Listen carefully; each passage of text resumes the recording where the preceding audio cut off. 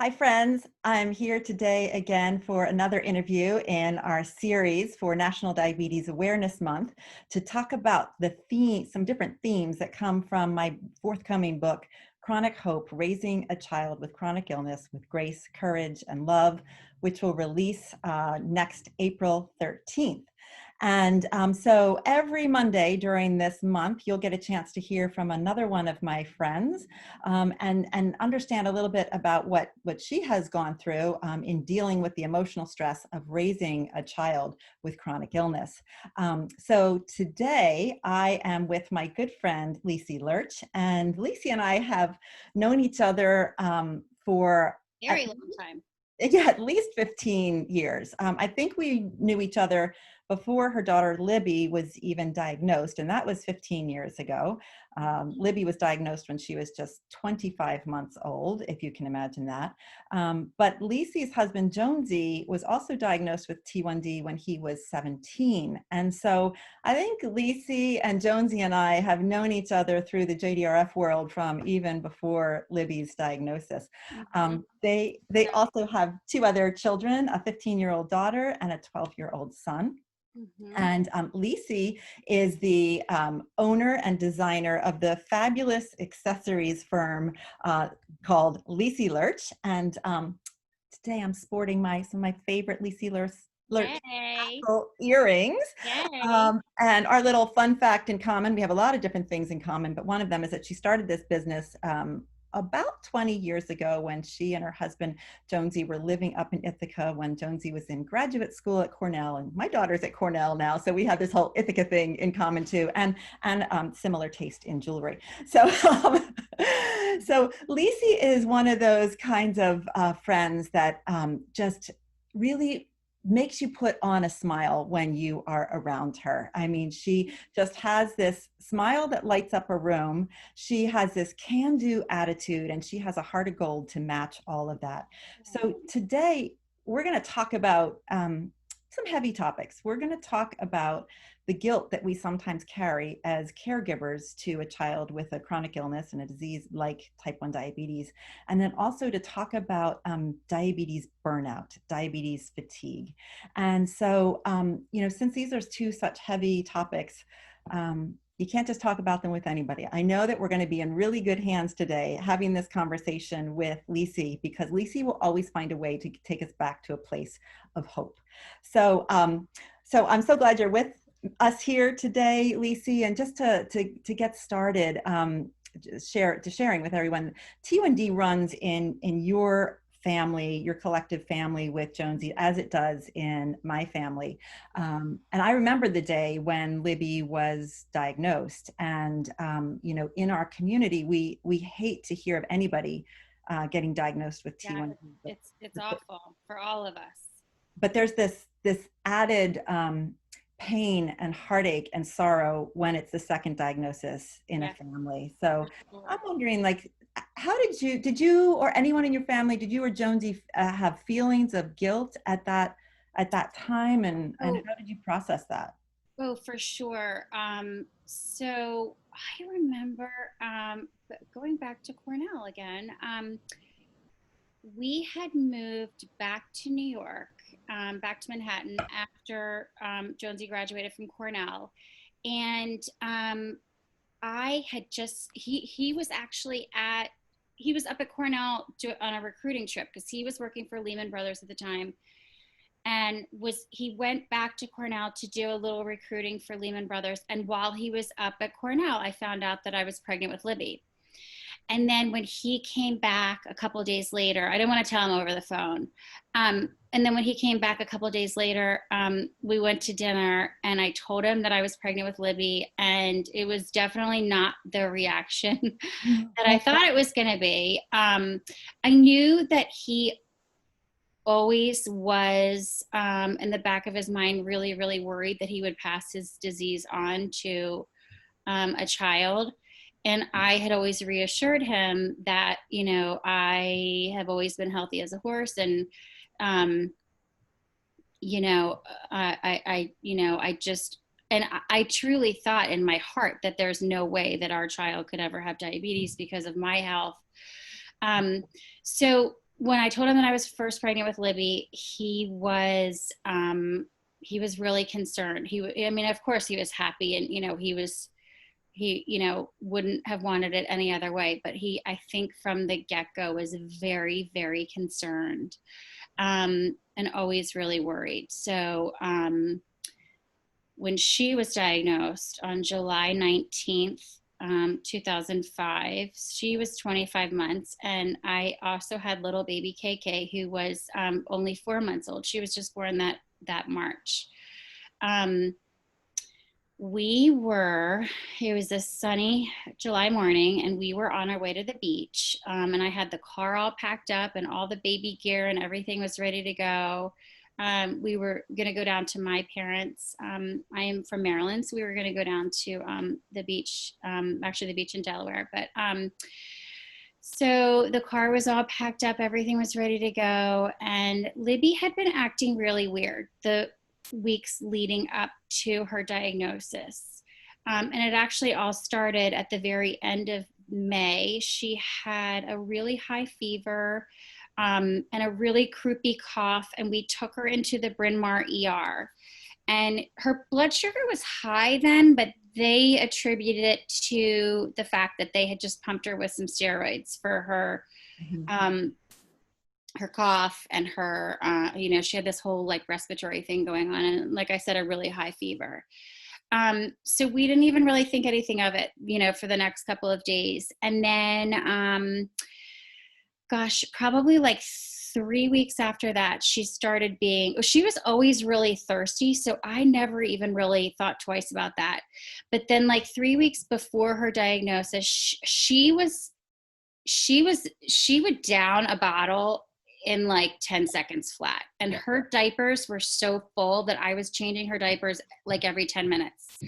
And I don't know how diapers are made these days because my oldest is 12, but back in the day when they would get really, really heavy, they would have these almost like little crystal thingies. Yeah, yeah. And those crystal thingies were all over our house because her diapers were so wet all the time.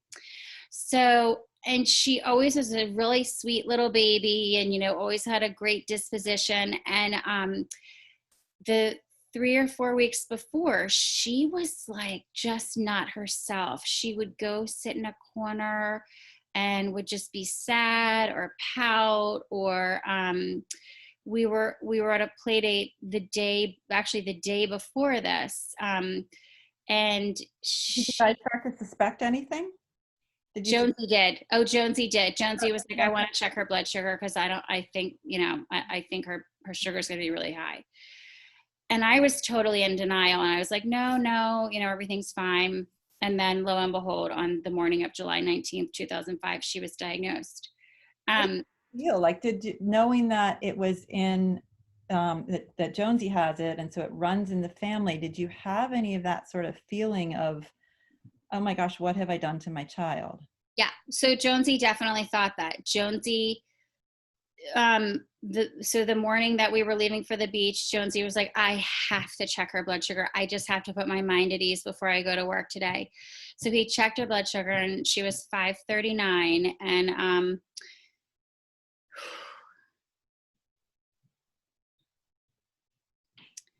oh my God, Jonesy was just like, he like curled up into a ball and was hysterically crying.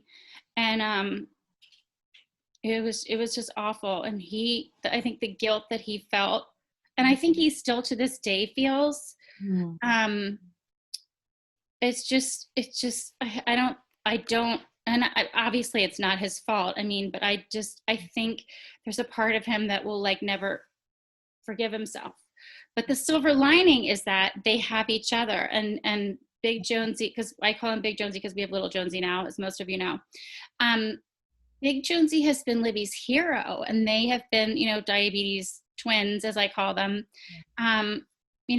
for all of Libby's life. And another reason why I was in denial too was, I don't know if you remember, but we did a study when we lived in New York. Jonesy had this awesome endocrinologist named Andrew Drexler, who's not in New York anymore. He took his whole team to Los Angeles, and I think they have like a whole wing at I think they have a whole diabetes institute out there now. He's amazing. Um, and had fantastic nurse educators. I remember this one, Carol, that was just fantastic. But he wanted Jonesy and I to participate in this study that they were doing out of, I think it was Columbia. It was Columbia Presbyterian, and it was up by Columbia, like in northern Manhattan. And what they were going to do was they went, so it was a study for all of type 1 diabetic um, children of type 1 diabetics. So because I was pregnant with Libby, they were like, oh, this is perfect. If you qualify for this, this would be a really good indicator and would tell us so much about, you know, the diagnosis of type 1 diabetes. Mm-hmm. So of course I said yes. And what was going to happen was they were going to come into which they did. They came into the delivery room and they took a blood sample from Libby to see if she carried the gene or not. Mm-hmm. She did not carry the gene. So you must have had this false sense of. Well, that's a whole, we didn't qualify for the study, which it would have been the first 10 years of her life.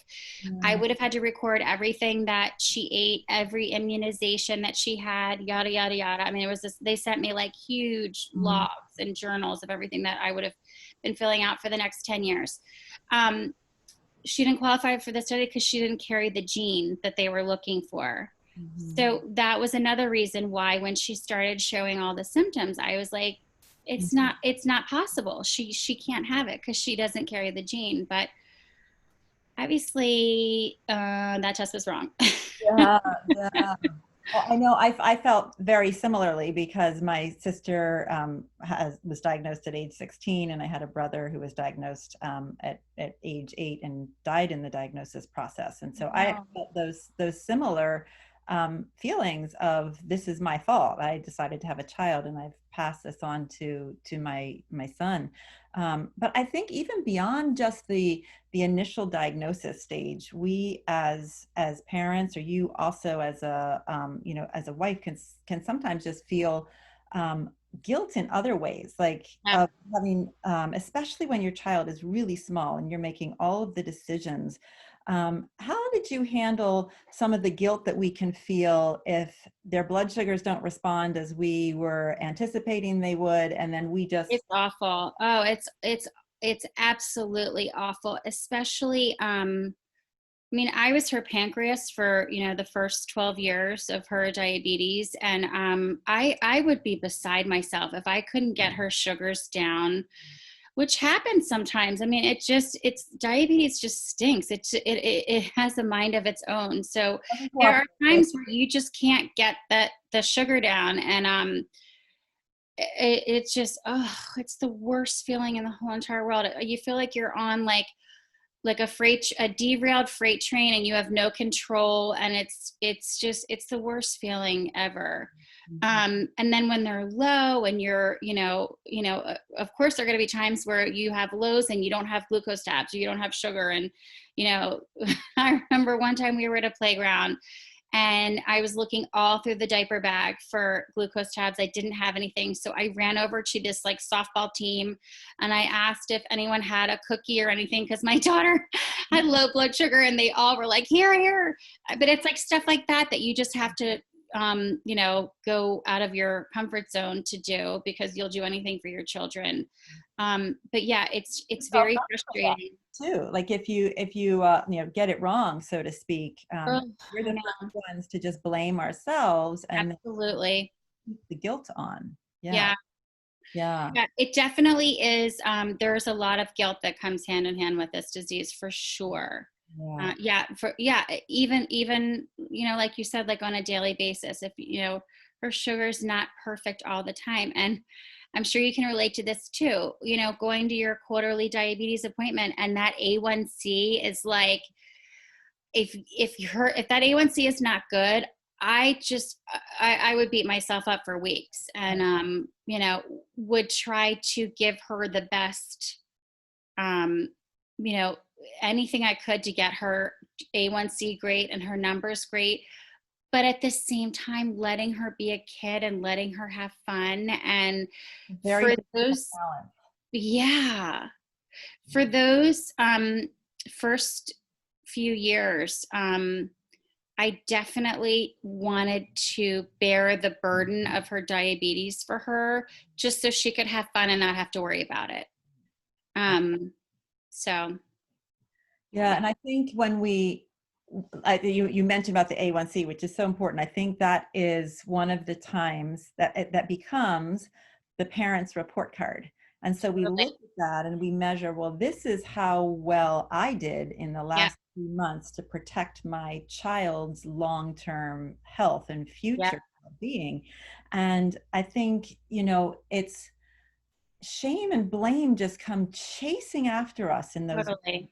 and we just it takes a lot of effort to just quiet those voices inside that want to tell us, you did it wrong, mom, you did it Yeah, wrong, you're going to hurt your child. And I think when we know deep down that we're doing the best we can, it's just a really, really difficult disease to manage. absolutely. And when you have multiple children like we do, I, had three. Libby was my oldest.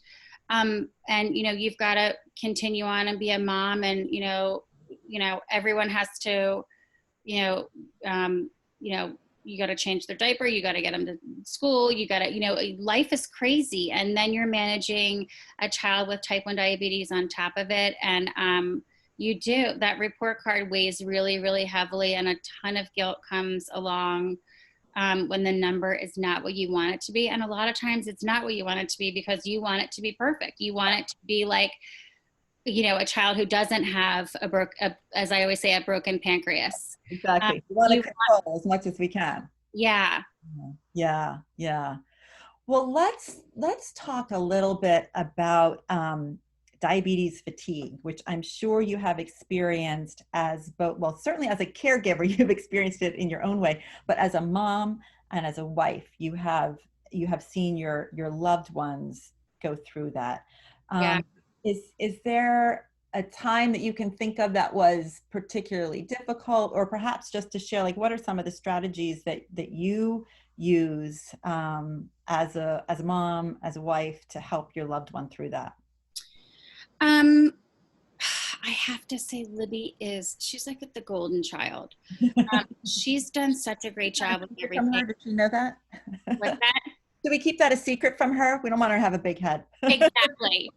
Um, I will say, I mean, it's such a fine line when they're diagnosed really little, because they are then going to have all that more wear and tear on their body and their organs, which is the last thing in the whole wide world you want. But at the same time, you don't have to deal with that emotional aspect when they're little, because that's all they've known their whole lives. I always feel so sorry for kids who are diagnosed at 7, 8, 9, 10, 11, 12, because they're like, oh my gosh, my whole world's going to change and I have to do this differently, which isn't the case anymore, but it definitely used to be. Yeah.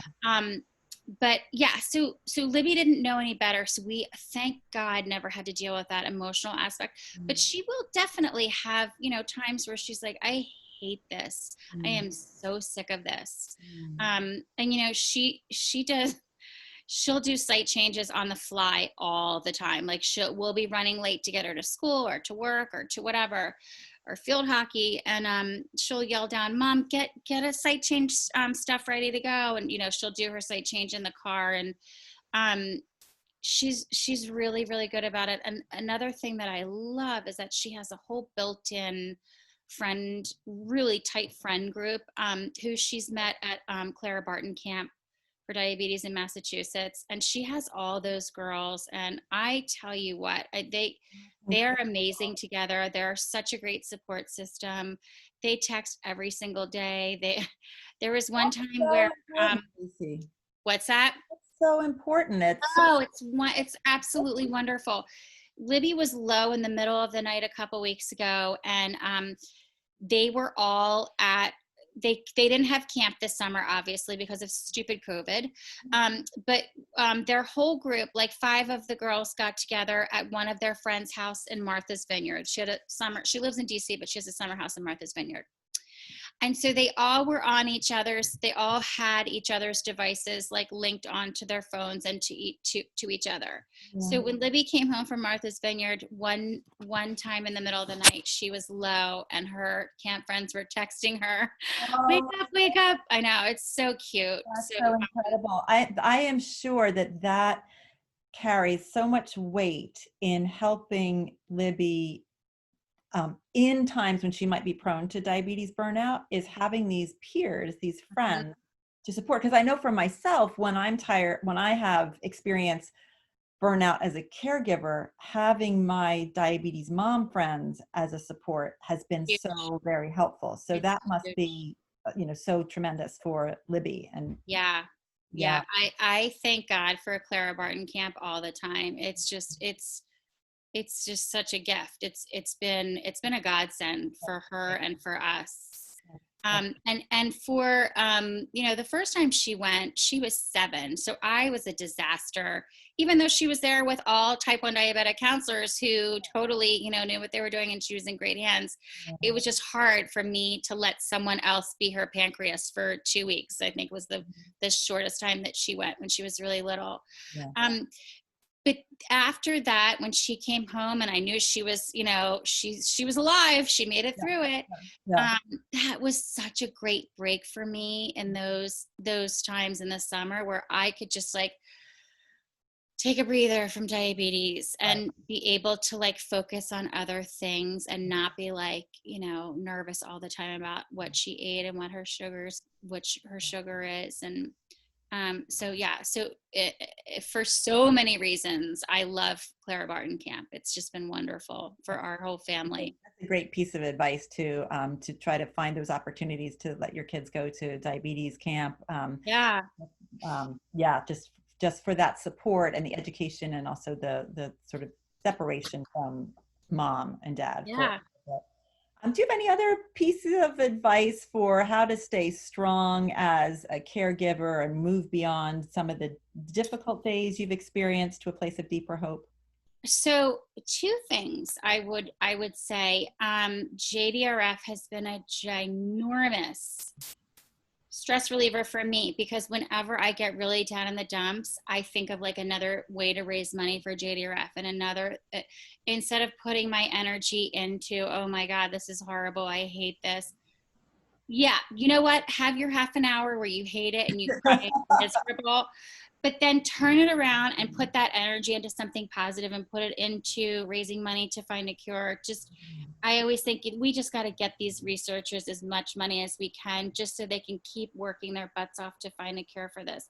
But in the meantime, we do have awesome technology, which has been funded by JDRF. So Yeah, that is definitely, a result of our hard work yeah. in JDRF. So we have this awesome technology to tide us over until then.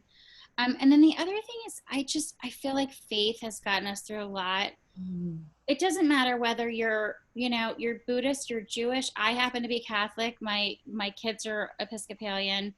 And Libby's always like, why do I have this stupid thing? It's not fair. No one else has it. And I always say, Lib, we don't know why God gave this to you, but He gave it to you for a reason. We're not really sure what that is right now, but until then, we're gonna ride it out. Um, and Big Jonesy always says the same thing too. He always, before Libby was diagnosed, he would always say, oh, I can't believe I have this. It's not right. mm. And then when Libby was diagnosed, he was like, thank God I have this. This is why I have this. Yeah. I'm the silver lining for her diagnosis.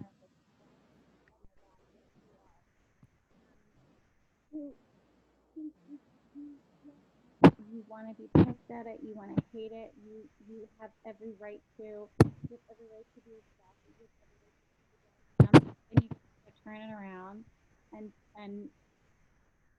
turn it into a positive. Because Yeah. Oh, that's such great advice. I think, just being positive and turning it around, leaning on your faith, leaning on your family, on support. support networks that you have, and also getting involved and making a difference, raising funds, being an advocate. Those things It makes help a you get more big empowered. difference. They do.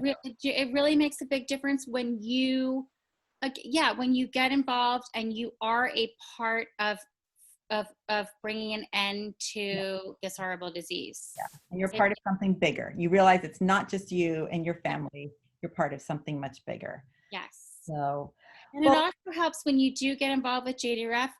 You know, you guys, like you've become dear friends with ours, and I feel like everyone in our JDRF chapter is our family. I mean, you guys are not our, you know, acquaintances or friends. You are our family, and that's how I feel about everyone in JDRF. And I think it's safe to say that we all would do anything for each other. We've all have been in this long haul together for a really long time.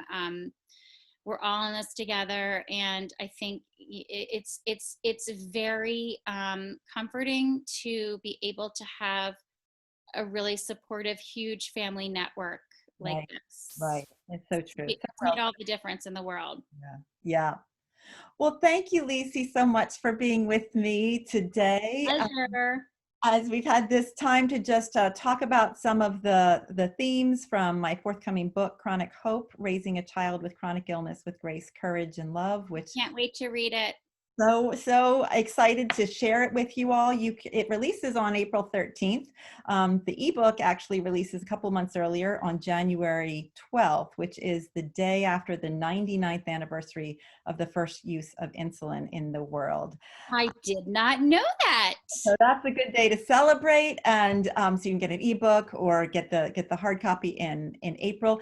But if you'd like to read 2 advanced chapters of the book, hop on over to my website, BonnieO'Neill, ONEIL.com, and there you can sign up and get 2 free advanced chapters of the book. And they're not the first 2 that you'll eventually be able to see on Amazon. These are 2 chapters later in. So thank you so much for being with me today, Lisi, and My for everyone pleasure. for listening in, and I'll see you next week. All right. Love you, Bonnie. Bye.